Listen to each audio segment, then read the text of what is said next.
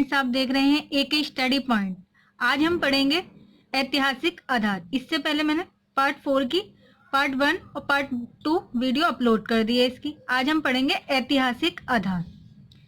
भारतीय सभ्यता एवं संस्कृति संसार की प्राचीनतम सभ्यता एवं संस्कृतियों में से एक है। क्या है फ्रेंड्स ऐतिहासिक आधार? भारतीय सभ्यता एवं संस्कृति संसार की प्राचीनतम सभ्यता एवं संस्कृतियों में से एक है।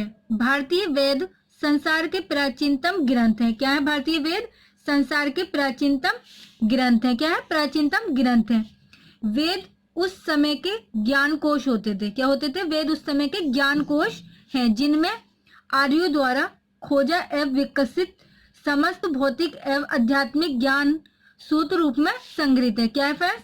आर्यों द्वारा खोजा एवं विकसित समस्त भौतिक एवं आध्यात्मिक ज्ञान सूत्र के रूप में संग्रहित है।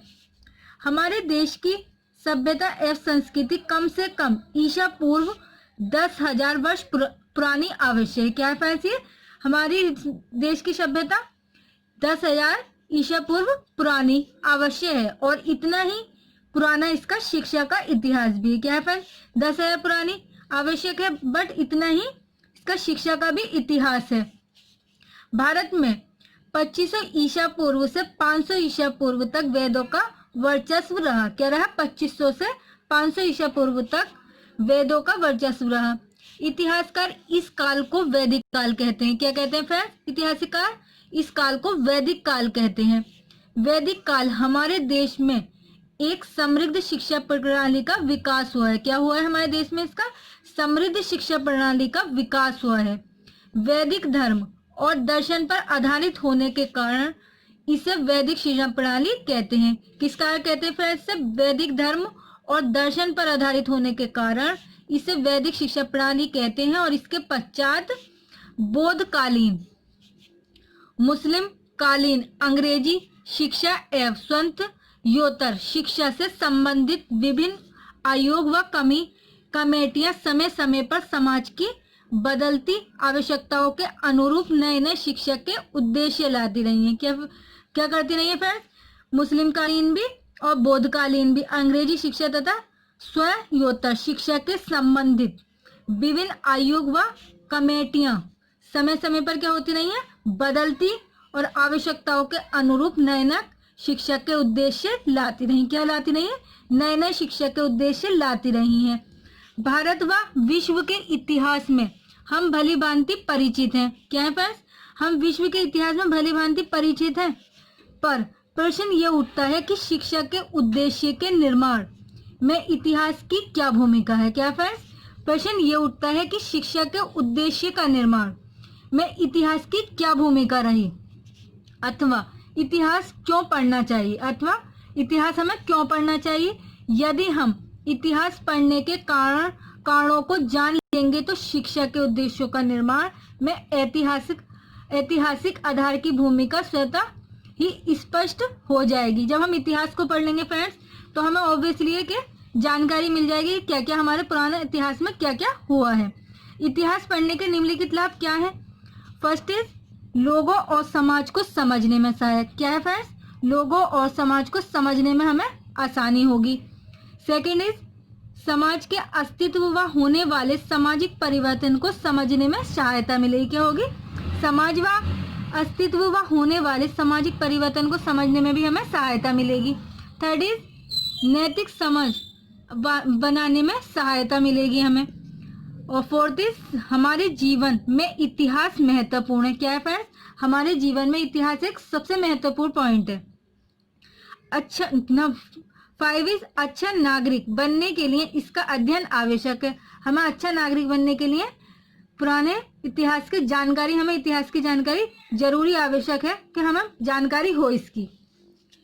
6 इज पहचान बनाने में सहायक। इसी से हमारी पहचान बनेगी अगर हमें इतिहास की अच्छी जानकारी होगी तो। 7 इज कार्य जगत में उपयोगी। इतिहास को जानना तथा भविष्य में उससे सीख लेकर आगे बढ़ना ही इतिहास अध्ययन का मुख्य उद्देश्य है। क्या फ्रेंड्स? इतिहास को जानना तथा भविष्य में उससे सीख लेकर आगे बढ़ना। अगर हम इतिहास को जान लेते हैं फिर उसको सीख कर उससे आगे बढ़ना ही इतिहास अध्ययन का मुख्य उद्देश्य है। उपरोक्त बिंदुओं का यदि ध्यान पूर्वक अध्ययन करें तो हम पाते हैं कि इतिहास समाज और संस्कृति में भिन्न नहीं है, अपितु सामाजिक एवं सांस्कृतिक आधार ही ऐतिहासिक आधार में मिले हुए हैं। शिक्षा के उद्देश्य के निर्माण में ऐतिहासिक आधार को सम्मिलित किया जाना इसलिए भी आवश्यक है क्योंकि समय की मांग के अनुसार प्राचीन शिक्षा के उद्देश्यों की पुनर्वासी भी हो सकती है। उदाहरण स्वरूप वैदिक कालीन गुरु प्रणाली के आधुनिक काल में स्वरूप में आमूलचूल परिवर्तन के साथ पुनर्वासी प्राचीन काल के गुरुकुल में शिष्य अपने गुरु के समीप रहता है। क्या रहता है फ्रेंड्स? प्राचीन काल में गुरुकुल में शिष्य अपने गुरु के समीप रहता है यानी कि साथ रहता है तथा शिक्षा की पूरे होने के पश्चात अपने घर वापिस लौटता है और माता पिता पुत्र को स्वेच्छा से शिक्षा ग्रहण करने के लिए गुरुकुल भेजते हैं। आधुनिक समय में गुरुकुल प्रणाली की वापसी अवासई विद्यालयों तथा डे यानी कि बोर्डिंग स्कूलों के नाम से पुनः हो रही है। कारणों में परिवर्तन आया है कि जब माता पिता के पास समय भाव है, बच्चों को समय न देने पाने के कारण बच्चों को समय न देने के कारण तथा एकल परिवार के बढ़ते प्रचलन में ने इस प्रणाली को पुनर्वासी की है। अतः इतिहास सर्वदा ही शिक्षा के उद्देश्यों के लिए प्रेरणा स्रोत रहा है। क्या रहा है? प्रेरणा का स्रोत रहा है। आर्थिक आधार क्या है फ्रेंड्स? आर्थिक आधार अर्थशास्त्री शिक्षा को आर्थिक निवेश के रूप में स्वीकार करते हैं। क्या करते हैं? अर्थशास्त्री शिक्षा को आर्थिक निवेश के रूप में स्वीकार करते हैं। उनके अनुसार शिक्षा एक आर्थिक निवेश है। क्या है फ्रेंड्स? शिक्षा एक आर्थिक निवेश है जिसके द्वारा व्यक्ति में उत्पादन एवं संगठन के कौशलों का विकास किया जाता है और इस प्रकार व्यक्ति समाज और राष्ट्र की उत्पादन क्षमता बढ़ाई जाती है। क्या बढ़ाई जाती है? उत्पादन क्षमता बढ़ाई जाती है और उनका आर्थिक विकास किया जाता है। समाज की आर्थिक दशाएं शिक्षा के उद्देश्यों के निर्धारण में महत्वपूर्ण भूमिका निभाती हैं। क्या निभाती हैं फ्रेंड्स? समाज के आर्थिक दशाएं शिक्षा के उद्देश्यों के निर्धारण में महत्वपूर्ण भूमिका अदा करती हैं। आत्मनिर्भर होने के लिए व्यक्ति को किस व्यवसाय का चयन करना ही पड़ता है। शिक्षा हमें व्यावसायिक क्षेत्र में प्रवेश करने तथा समायोजन करने में सहायता प्रदान करती है। ये जीविकोपार्जन के लिए मनुष्य को तैयार करती है। ये तैयारी स्कूल के समय से ही शुरू हो जाती है। कब तैयारी शुरू हो जाती है फ्रेंड्स? ये तैयारी स्कूल के समय से ही शुरू हो जाती है। अतः शिक्षा के उद्देश्यों को व्यावसायिक आधार पर भी तैयार किया जाना आवश्यक है। इसी को यदि राष्ट्रीय विकास की दृष्टि से देखा जाए तो हम पाते हैं कि व्यक्ति समाज में जब किसी व्यवसाय को अपनाता है तो वे व्यक्ति न रहकर मानवीय संसाधन का रूप ले लेता है। क्या कर लेता है फ्रेंड्स? तो वे व्यक्ति न रहकर मानवीय संसाधन का रूप ले लेता है। अप्रत्यक्ष रूप से वे राष्ट्र को आर्थिक रूप में विकसित करने में भी योगदान देता है तथा राष्ट्र के विकास में भी अपनी अहम भूमिका अदा करता है। शिक्षा के बिना समाज का आर्थिक विकास कठिन है। क्या है? शिक्षा के बिना समाज का आर्थिक विकास कठिन है। हर विनसन एवं मेरियाज के अनुसार शिक्षा आर्थिक विकास की बीज भी है। क्या है? आर्थिक विकास का बीज भी है और पुष्प भी। शिक्षा को आर्थिक विकास की आत्मा माना जाता है। शिक्षा को आर्थिक विकास का प्रभावशाली साधन माना गया है। क्या माना गया है? शिक्षा को आर्थिक विकास का प्रभावशाली साधन माना गया है। शिक्षा बौद्धिक संपदा के उत्पादन में सहायता प्रदान करती है। प्रतिभाओं तथा गुणों का विकास, मानव संसाधनों का विकास क्या करती है? मानव संसाधनों का विकास, उत्पादन में योगदान देती है। वृद्धि राष्ट्रीय आय में रोजगार क्या करती है?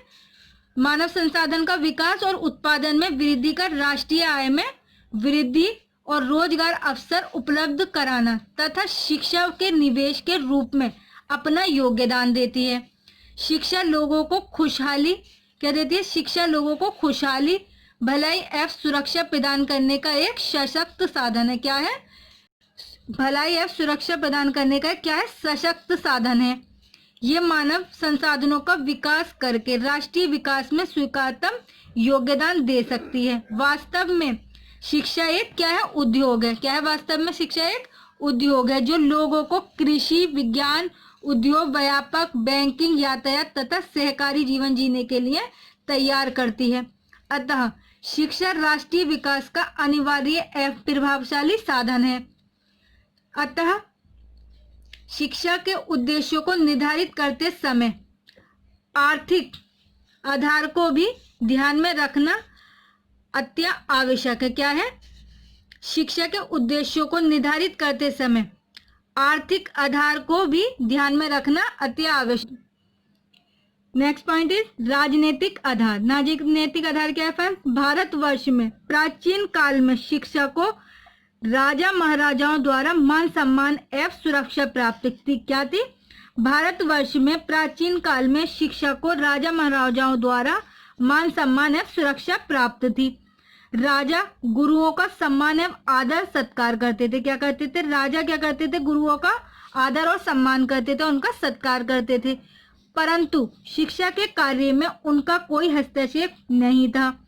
मुस्लिम काल में बादशाहों ने शिक्षा को धर्म प्रचार एवं प्रसार का एक साधन बनाया और शिक्षकों को राजधर्म प्रसारित करने का कार्य सौंपा। इस दृष्टि से राजनीति और शिक्षा में संबंध घनिष्ठ होने लगे। तब से लेकर आज तक के संबंध में घनिष्ठतम होते चले गए। शिक्षा व्यवस्था कुछ क्षेत्रों में केंद्रीय सरकार के हाथों में, कुछ में प्रांतीय सरकार के हाथों में है और कुछ केंद्र एवं प्रांत दोनों के ही नियंत्रण में है। क्या है फ्रेंड्स? शिक्षा मुस्लिम काल के बादशाहों ने शिक्षा को धर्म प्रचार एवं प्रसार का साधन बनाया और शिक्षकों को राजधर्म प्रसारित करने का कार्य सौंपा और इस दृष्टि में राजनीति और शिक्षा के संबंध में क्या है? घनिष्ठ होने लगे।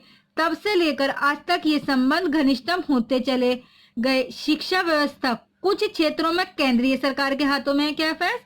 कुछ क्षेत्रों में तो केंद्रीय सरकार के हाथों में है और कुछ में प्रांतीय सरकार के हाथों में है और कुछ केंद्र एवं प्रांत दोनों के ही नियंत्रण में है।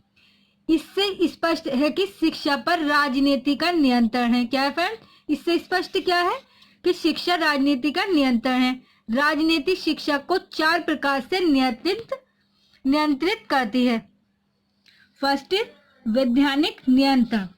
संविधान की धारा 11 के अनुसार प्रत्येक राज्य को अपने क्षेत्र में शिक्षा की व्यवस्था करना अनिवार्य है। फर्स्ट क्या है? वैधानिक नियंत्रण। संविधान की धारा 11 के अनुसार प्रत्येक राज्य की अपने क्षेत्र में शिक्षा की व्यवस्था करना अनिवार्य है।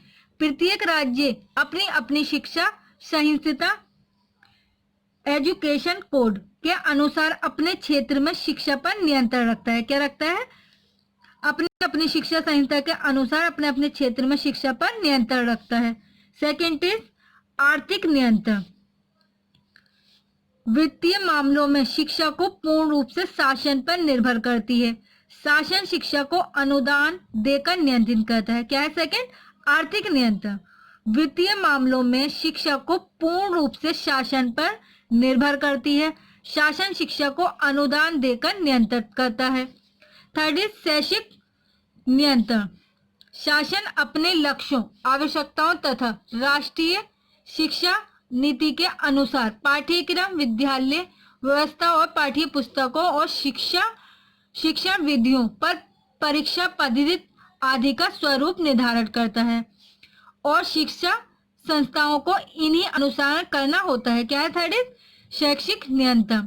शासन अपने लक्ष्यों के, आवश्यकताओं तथा राष्ट्रीय शिक्षा नीति के अनुसार पाठ्यक्रम, विद्यालय व्यवस्था, पाठ्यक्रम पुस्तकें और शिक्षा विधियों की परीक्षा पद्धति आदि का स्वरूप निर्धारित करता है और शिक्षा संस्थाओं को इन्हीं का अनुसरण करना होता है।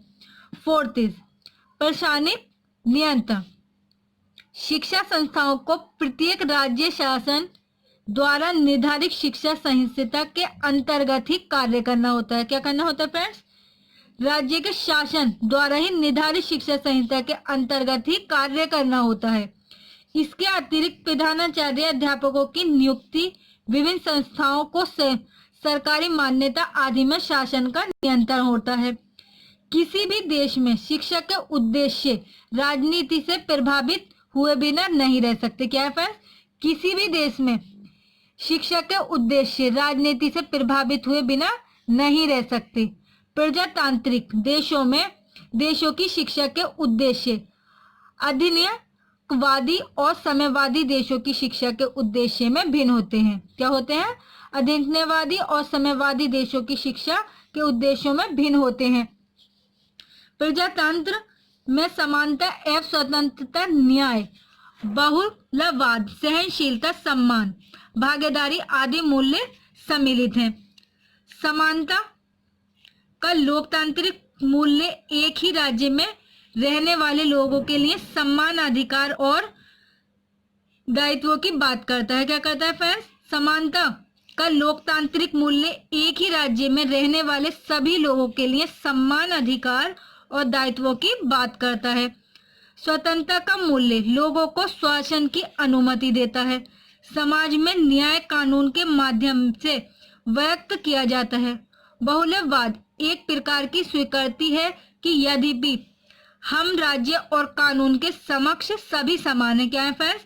राज्य और कानून के समक्ष सभी समान हैं, फिर भी हम सभी की मान्यताएं, विचारधाराएं, दृष्टिकोण आदि समान नहीं है। सहनशीलता अथवा सहिष्णुता के बिना समाज के व्यक्ति सौंदर्यपूर्ण एवं सम्मानजनक तरीके से नहीं रह सकते। सम्मान कई मूल्यों का आधार है। क्या है? सम्मान कई मूल्यों का आधार है। भागीदारी व्यक्ति को वोट देने का अधिकार और सुनिश्चित करती है। ये सभी मूल्य शिक्षा के उद्देश्य निर्धारित करते समय ध्यान में रखे जाते हैं। अतः शिक्षा के उद्देश्य निर्धारित करने में राजनीतिक आधार अपनी महत्वपूर्ण भूमिका निभाता है। फ्रेंड्स, अगर मेरी वीडियो आप लोगों को पसंद आई हो तो मेरी वीडियो को लाइक करें, शेयर करें, सब्सक्राइब करें और बेल आइकन को प्रेस करें ताकि आने वाली वीडियो का नोटिफिकेशन आप लोगों के पास सबसे पहले पहुंचे। Thanks for watching my video.